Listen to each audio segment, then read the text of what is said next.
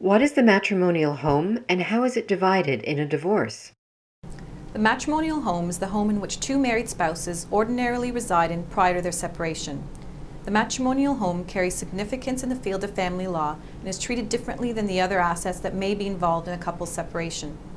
The information I will provide in this video is thus only applicable to couples who are married and not common law couples. You should know that, if you are married, both you and your spouse have an equal right to possession of the home after your separation, regardless of ownership, unless and until you and your spouse agree or a judge orders otherwise. This means that one of you cannot kick the other out of the house. If it becomes stressful in the home after your separation, and you and your spouse cannot agree on who will stay in the home, you may need the assistance of your lawyers and/or a court.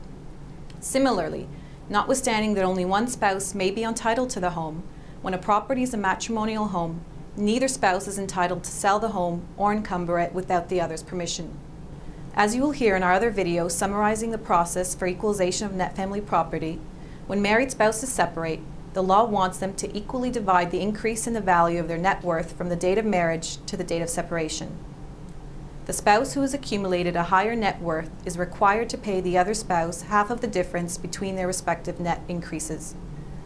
In order to achieve this calculation, both parties must disclose the value of all of their assets and debts at both the date of marriage and the date of separation.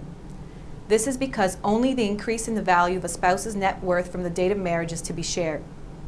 There are limited exceptions to this rule, with one key exception being the matrimonial home. Notwithstanding that one spouse may have owned the matrimonial home on the date of marriage, he or she will not be able to deduct the value of the home as an asset that was owned at the date of marriage as he or she would with the other assets, and thus only sharing in the increase of the asset. Instead, the entire value of the matrimonial home at the time of separation will be included in the calculation of the owner spouse's net worth. In effect, this means that unless there is a clear and appropriately negotiated contract stating otherwise, the spouse that owned the home at the date of marriage will be required to share in the entire value of the home with his or her spouse upon separation. As you can see, this can have a huge effect on the division of property. If you are thinking of getting married or you are involved in a separation, it is important to contact an experienced family lawyer to assist you in ensuring that your interests are protected.